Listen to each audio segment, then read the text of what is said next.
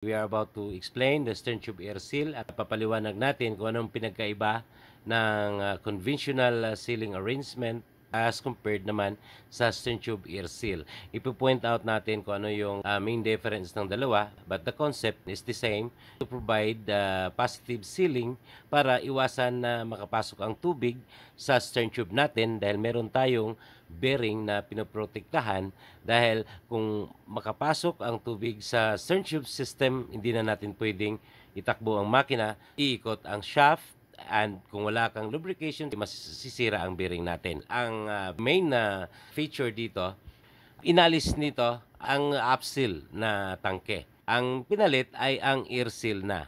Silipin natin ang conventional na arrangement. Ito. Andito yung upseal tank. The air seal, wala na ito. Instead, supply ng hangin na lang ang pinoprovide natin. The same requirement sa stern tube na kailangan laging mataas. Again, ang stern tube oil pressure. Meron tayong nilalagay na air supply na i-keep ang pressure requirement na yan. Na kailangan ang stern tube pressure generally ay mas mataas kaysa seawater pressure.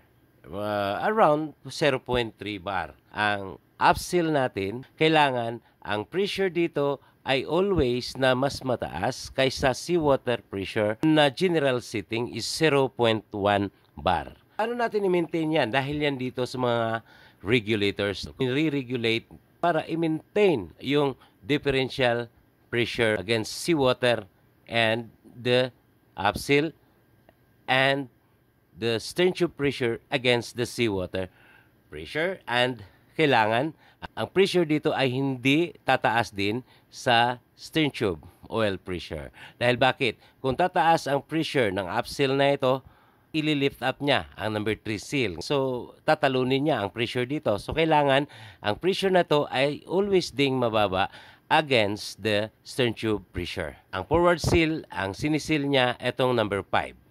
Etong number 4 na to ay sinasarado yan ng stern tube oil pressure. Kung may pressure dito, ididiin niya yan, lip seal na yan, at didikit sa liner. At dito naman, mababa lang ang pressure dito. Wala siyang any air na connection. Ang kailangan lang dito ay mas mataas siya kaysa shaft. So ngayon, kung mas mataas siya sa shaft, mas mataas ang pressure niya. So isasarado niya ang number 5. So, okay, the basic sealing arrangement, ang number 1 is sealed by the seawater pressure, exposed ito sa labas, and the same as number 2. Mga seals na to ay sinisealed off ng seawater pressure. Sa likod ng number 2 and number 3, nandito ang upseal, which ngayon, ere na.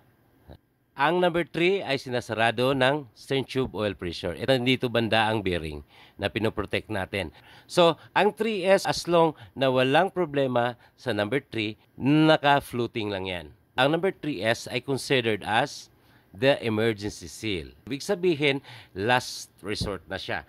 So, as long na gumagana pa ang number 3, ay hindi pa natin kailangang i-activate ito.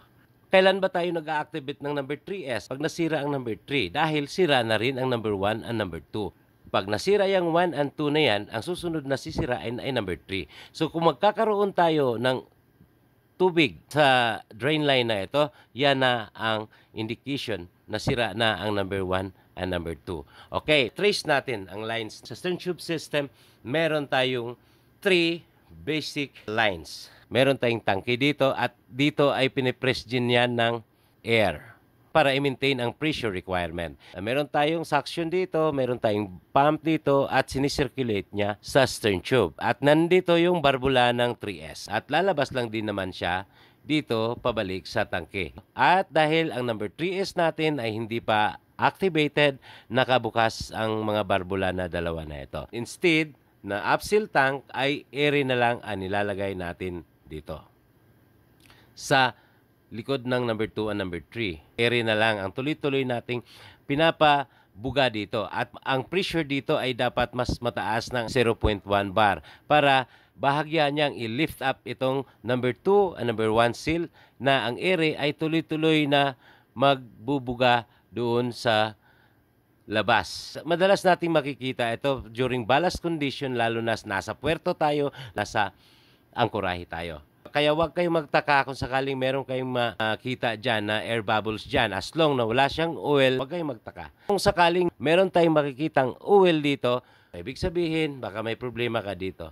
Or kung meron tayong makikitang tubig dito, baka itong number 1, number 2 mo may problema. Dahil iri lang dapat ang lalabas dito. Kaya nga meron tayong freshwater flushing dyan para i-flush natin regularly during ballast condition para masigurado na ang line na ito ay clear ng any amount of salts. Again, ang drain na ito ay rough indication kung normal ba o abnormal ang system mo. So, kailangan regular natin itong dinidrain. At regular din nating pina-flush ng fresh water.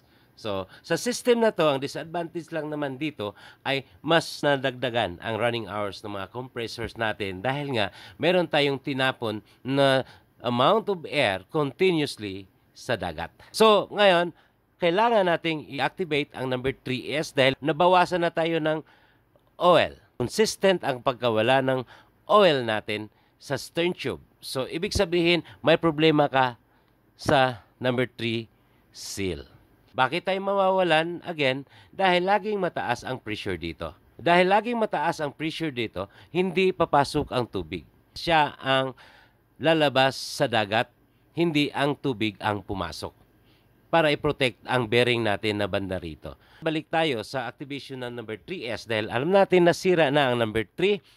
Kailangan na nating i-activate ang number 3S. Normal open itong mga to as long na wala pang problema ang number 3 seal. Pero kung may problema ka na, isasarado mo na to, yung dalawa. Bakit hindi siya naka-activate kung bukas ang mga barbula na to? Dahil nga, etong pressure dito is the same pressure sa likod at saka sa harap ng seal na to, ng lip seal, the same pressure at the same pressure. Wala siyang pressure difference. Kung wala kang pressure difference, floating lang siya, kumbaga. So, by the moment na isarado natin ang dalawang barbula na ito, anong mangyayari? Babagsak ang pressure dito sa likod ng number 3S. Magkakaroon siya ng pressure difference. Didikit na siya. Activated na ang number 3S seal.